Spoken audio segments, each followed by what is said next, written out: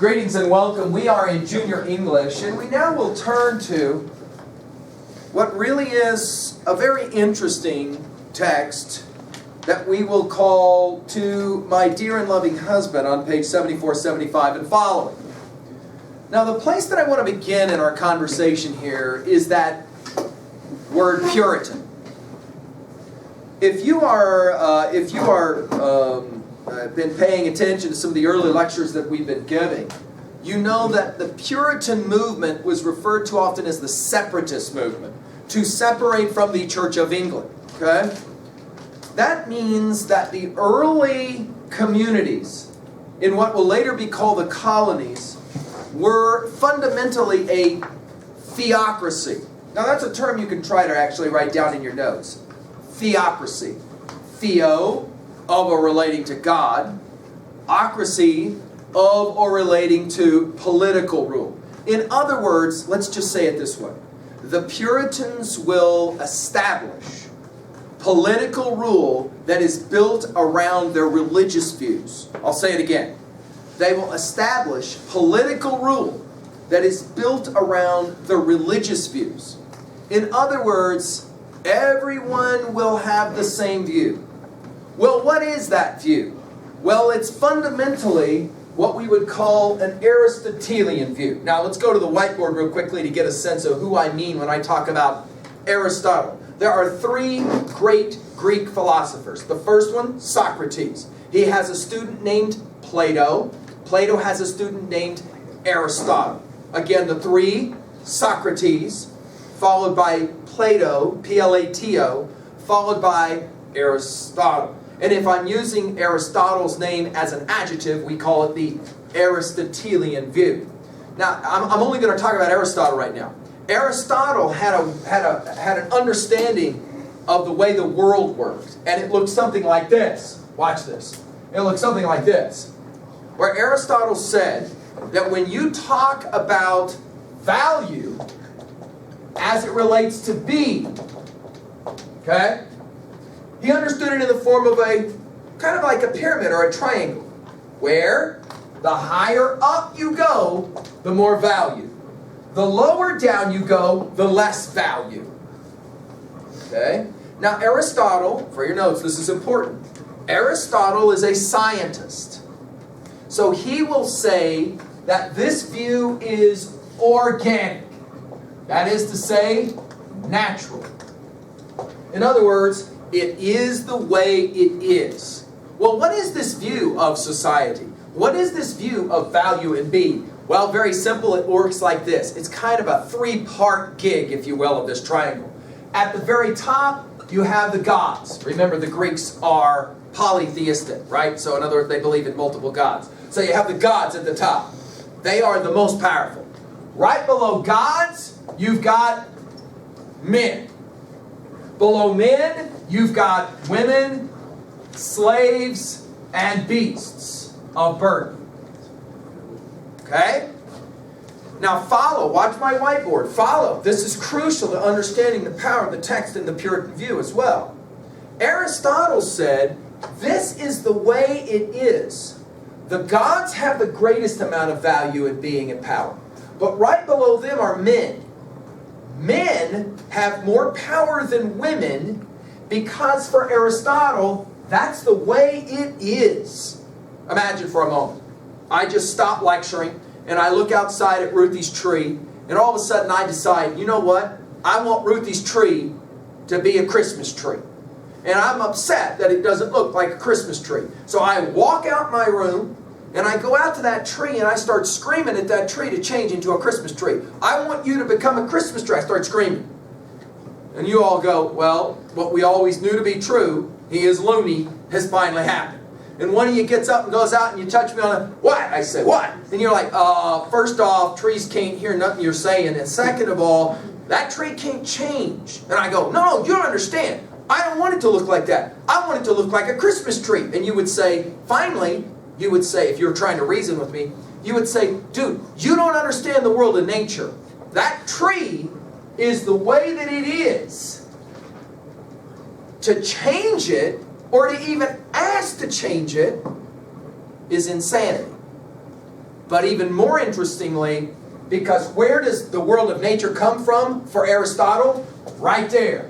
That's where it comes from. In other words, if you try and change what's natural, that is an atheistic view. A meaning not. In other words, you don't believe in God. This argument will work for a very, very long time to explain why men run the world. Why do men run the world? Because they're more valued. Men are better than women. Why are men better than women? Because they sit higher in the pyramid. Why do they sit higher in the pyramid? Because that's the way that God's made it. In the same way that Ruthie's tree ain't no Christmas tree. Now, if you want to fight about that fact, ultimately the fight is going to come down to, you think you're smarter than, see how this works? You think you're smarter than the gods? If you challenge this view, that is an atheistic view. And ultimately what happens to you? You end up soap on a rope or toast on a post. In other words, we're going to take care of you because you're dangerous, because you are calling into question the way of the gods.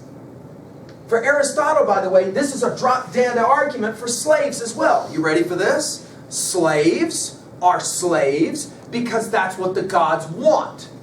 To try to consider freeing them is like walking out and screaming at that tree to change. In other words, it is the way it is. Right? That tautology that we sometimes will say, it is what it is. Basic Aristotelian view, is what it is. Don't try to screw around with this view. To try to screw around, watch my whiteboard. To actually suggest that women, are you watching my whiteboard? That women should be equal with men? Whoa, whoa, whoa. Aristotle says, like I said, you might as well go out and start screaming at that tree to change to be a Christmas tree. For Aristotle, it would be, are you ready for this? Unnatural. Unnatural. To suggest that women could be equal with men. Women aren't equal with men. Why aren't women equal with men? Because that's the way God made it. That argument, that Aristotelian argument, again, this comes from the great Aristotle. Okay? Aristotle, great philosopher. That argument by Aristotle carries tremendous weight going forward. In the timeline of history where your zero mark is the birth of Christ, this argument sits out right around 400 BCE. A little bit later than that. But for 400 years to the birth of Christ, and then look at your dates for Bradstreet. You want to get a general round figure. You can see right there that a general figure would be, what, 1600. You do some quick mathematics. We're talking about 2,000 years of history. This idea has been in play. Nobody's screwing with this idea. To claim that women should be equal with men in terms of power is considered unnatural and dangerous. A dangerous view. Why? Because it calls into question the way the gods made it. Beyond that, of course, it's pretty simple. If I really did go out there, think of this. I mean, it's humorous, but think of this. If I really did go out there and start screaming at that tree to change and become a Christmas tree, at some point, you would say I had lost my mind. Correct?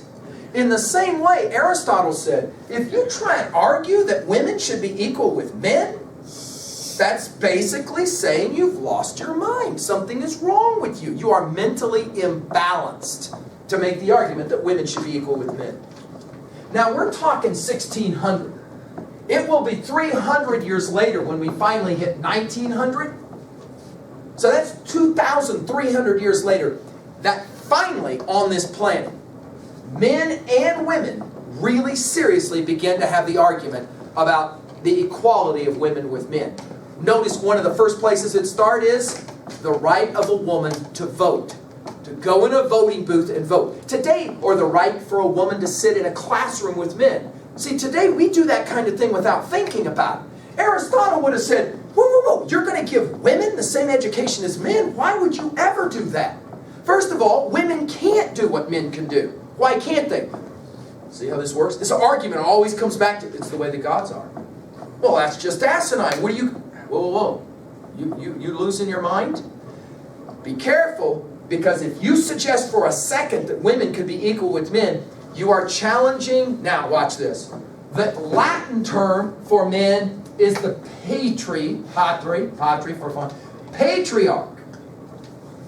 This idea that men run the world because the gods made it that way is called the patriarchy.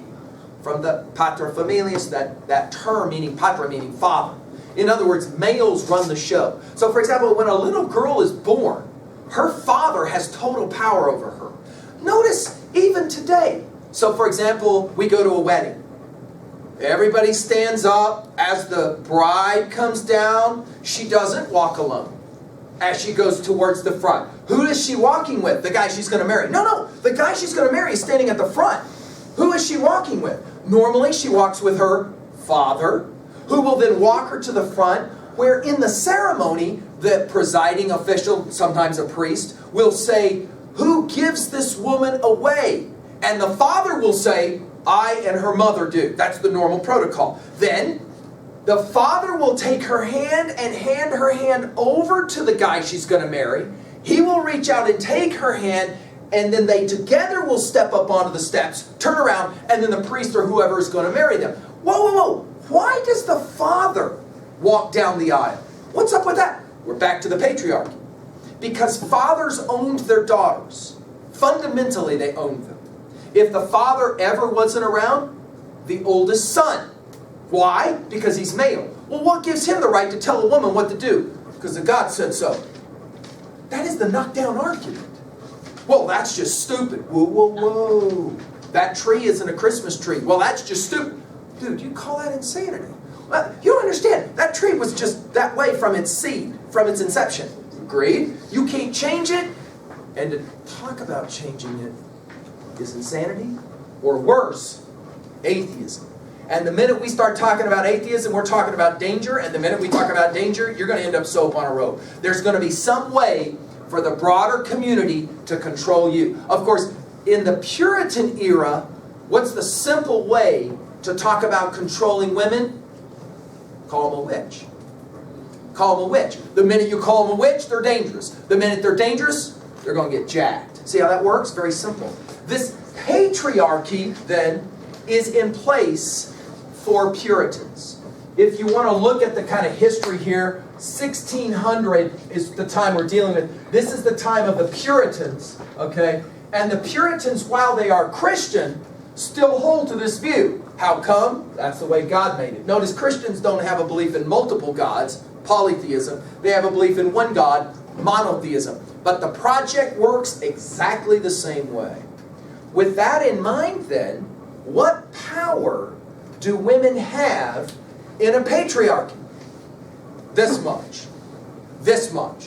Why come? In relationship to men. Why come? Because that's the way God wanted it.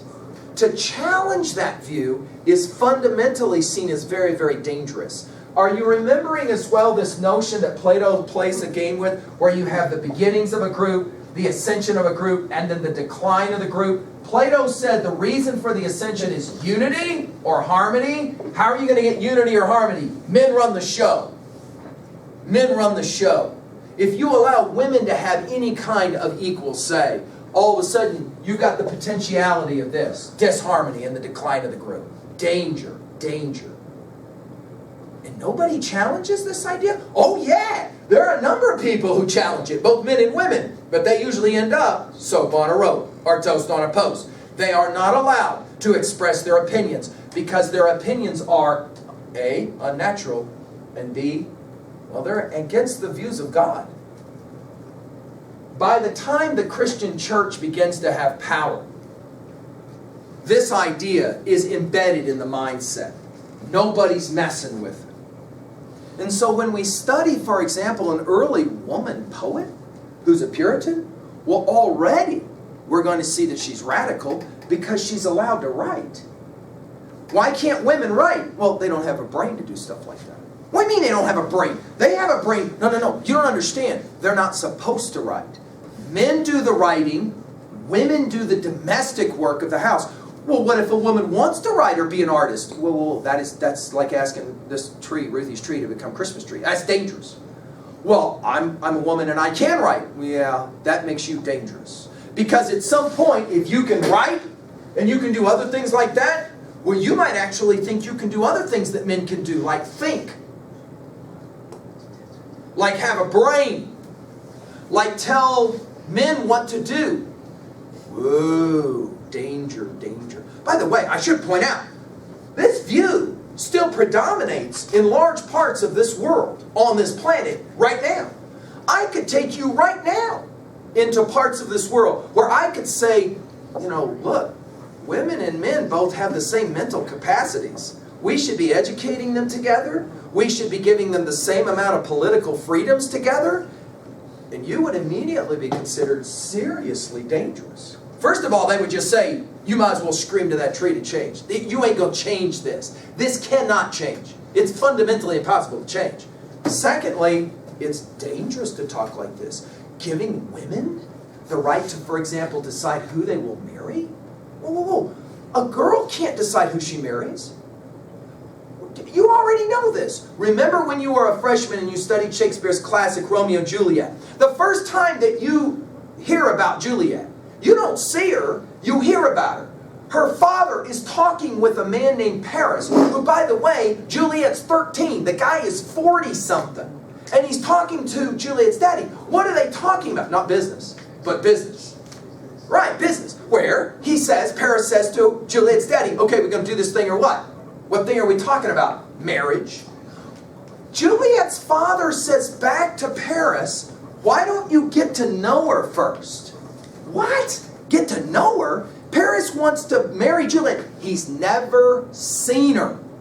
Here in a few lines when we meet Juliet, her mother is the one that will say to Juliet, I got great news. Your daddy's been working. We got a great marriage for you. Juliet's question, what's he look like? Juliet's never seen him. Juliet's mom is excited Juliet's going to get married to Paris. She's like, yeah, this is great. This is a great.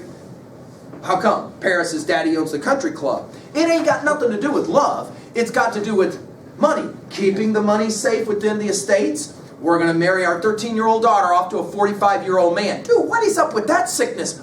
You're not getting it. That's the way it is. Because that's the way it's supposed to be.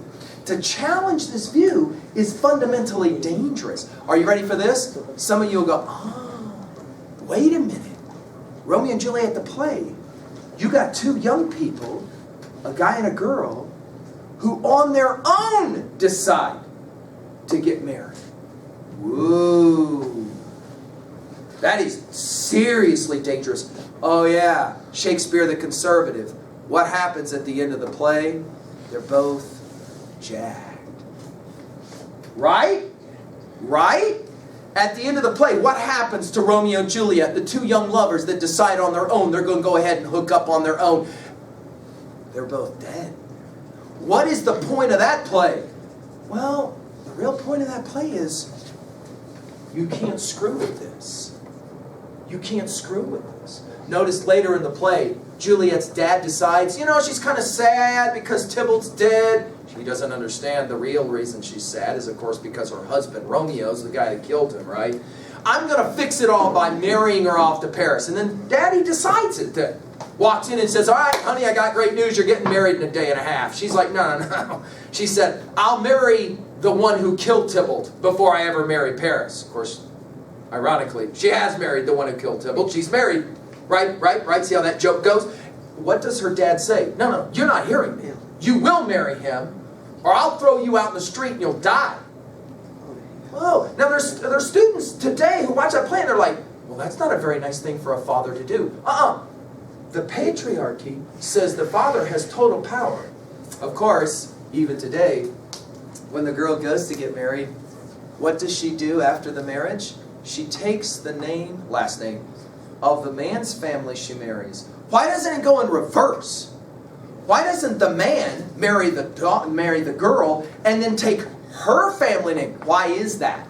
See, that's an interesting question, and it's funny to me the number of students who I teach who never thought about that. Your last name was appropriated to you by virtue of whether you were male or female.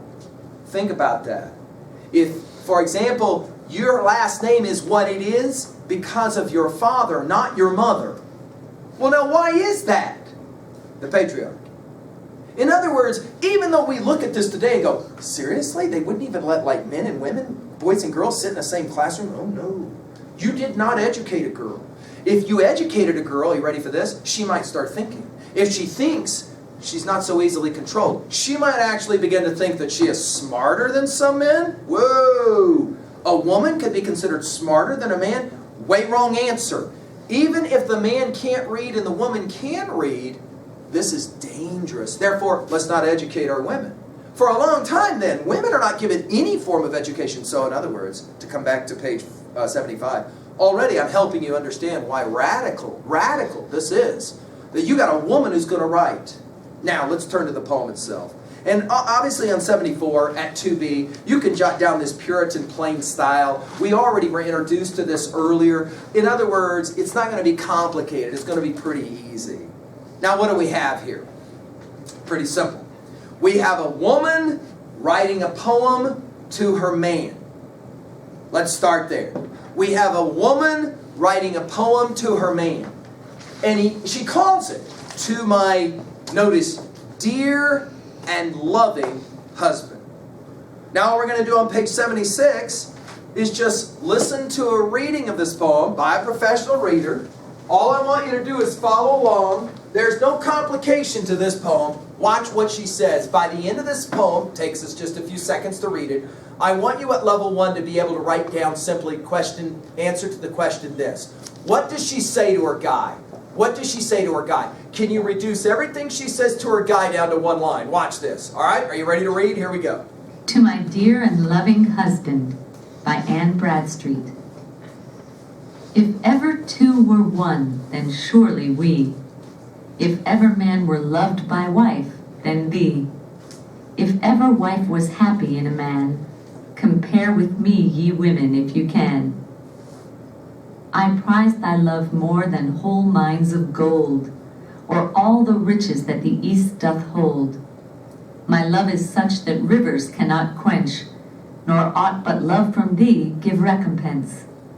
Thy love is such I can no way repay. The heavens reward thee manifold, I pray. Then while we live in love, let's so persever, that when we live no more, we may live ever. All right, put it in a single line.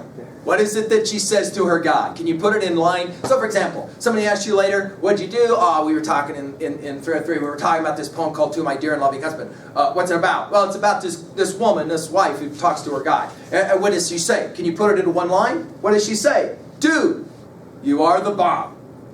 You are the most amazing man that any woman could ever want. I mean, look, we can go through this very quickly. Notice how she begins it. If ever two were one, then surely we. If ever man were loved by a wife, then thee. Put it in your own words. What'd she say to him?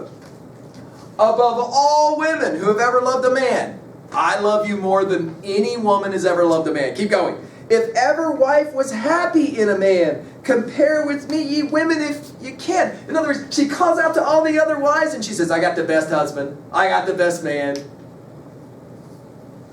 I prize thy love more than whole mines of gold. I would take my man over 10 million bucks. Look at the next one. Or all the riches that the earth does hold. You couldn't give me enough money for me to walk away from my man.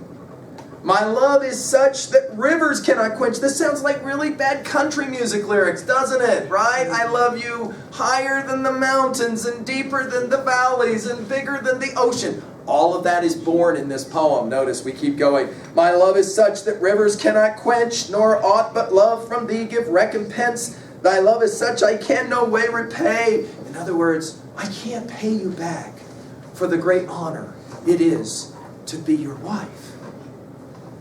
Now, it's somewhere in the middle of my conversation that most modern, postmodern students of this poem go, wait a minute.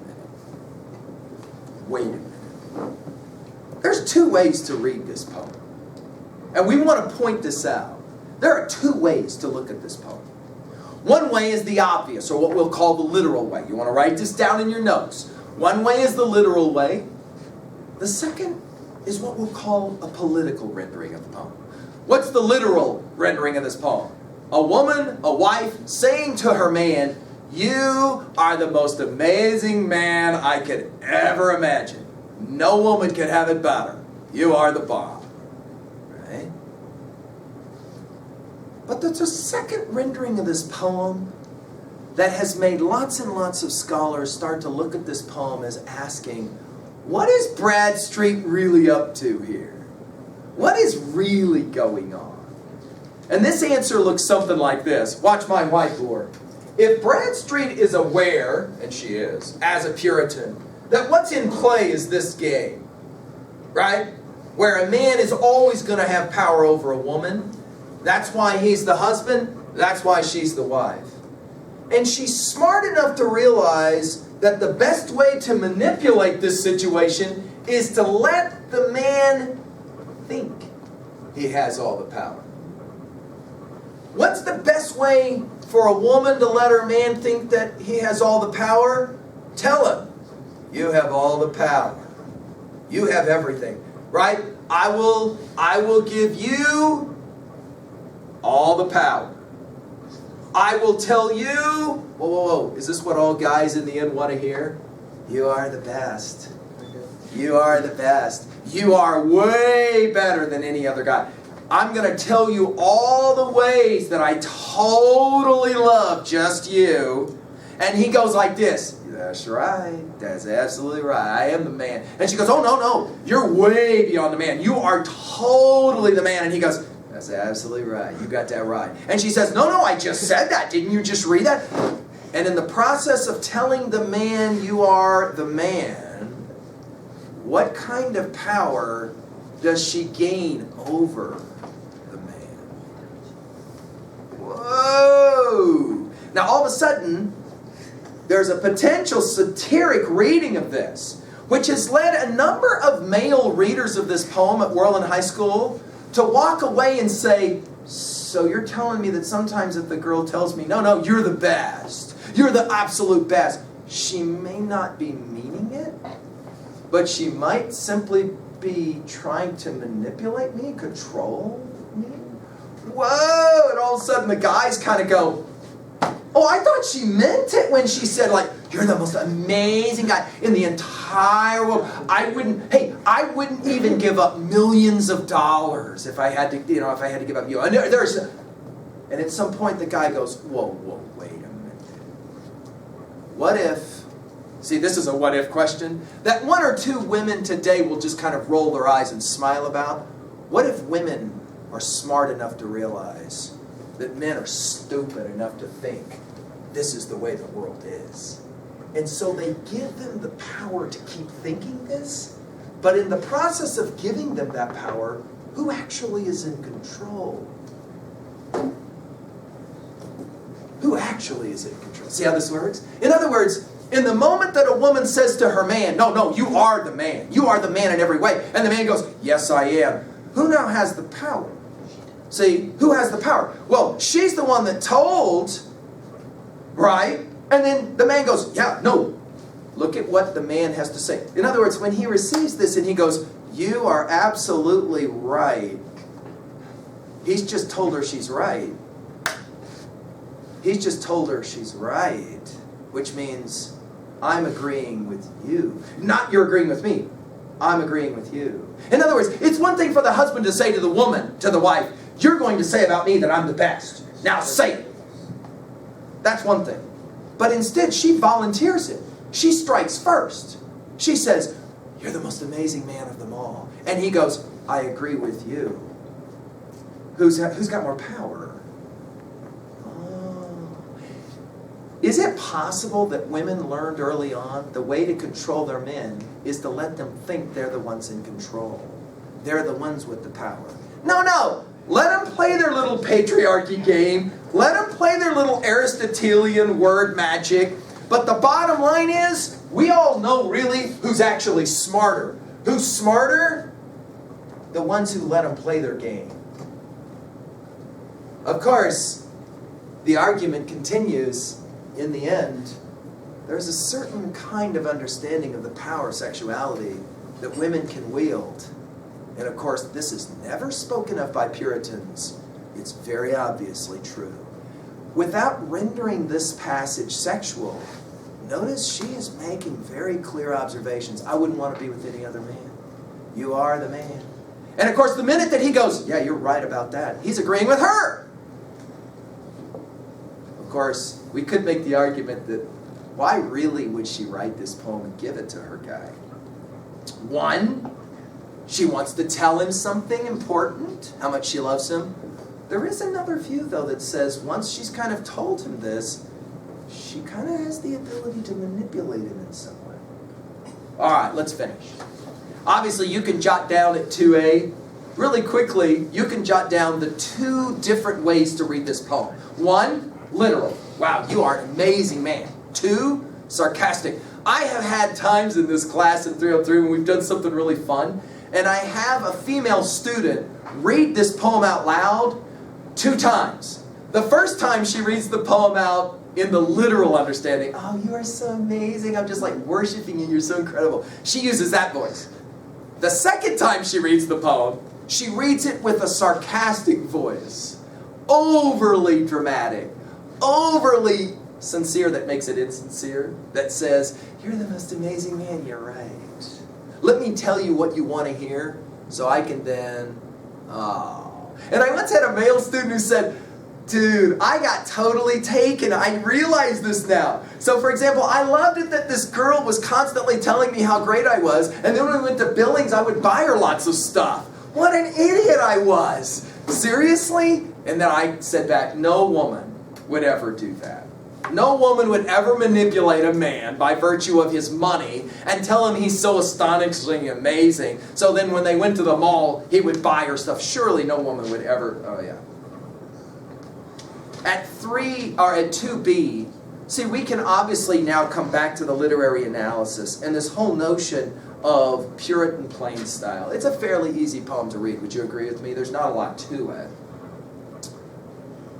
Of course, to say one thing and mean something else is what we call hyperbole or paradox. And you could make the argument that this poem can be read at that political level as paradox. And it does raise the question of any time you get a compliment, what's the real reason for the compliment? Now, sometimes it's just a compliment. Hey, you look really nice today. Right? But you're all familiar with how sometimes, like, for example, you walk up to your ma or something, you go, hey, ma, you're looking really nice. And she goes right back to you, yeah, the answer is no. Ah, what do you mean the answer is no? See, she already knows she's being set up. See how that works? Sometimes complimenting is actually the inverse, right? And we could play a game of reading this poem in that way. It does, by the way, beg a question that when this poem was read by her man, was he able to understand the potentiality of the second reading? Or was he just a stupid guy and said, yes, that's right, I am the man, and in the process had the power that she had the power that she wanted? Okay, let's talk 3A real quickly. What is your favorite movie of where the Aristotelian model gets turned on its stinking head? Where, for example, the woman is the one that runs the show, actually. By the way, I've had a lot of my students that were raised on Disney that said, you know what? Good old Walt was onto something with all these movies that he made. You could start listing all of the movies where the hero of the film is not a male, but a female.